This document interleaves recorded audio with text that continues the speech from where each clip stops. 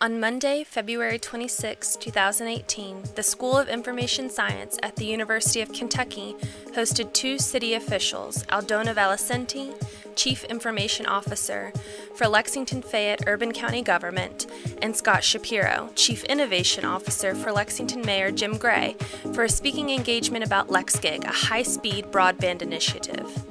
The guest lecture, titled Leaders of LexGig, was designed to introduce ICT students, the UK campus community, and local community members to IT as it applies to local government. The LexGig project aims to provide gigabit internet, which allows data transfer of 1,000 megabits per second. Not only will gigabit internet improve resident life and attract new businesses, it can increase access across the city, allowing school systems to better leverage educational content available online.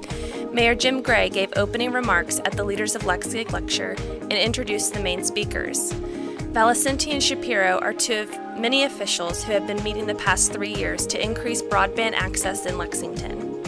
In November 2017, Mayor Gray announced an agreement with MetroNet to build the new fiber optic network that will transform Lexington, Kentucky's second-largest town, into a gigabit city with ultra-fast internet access.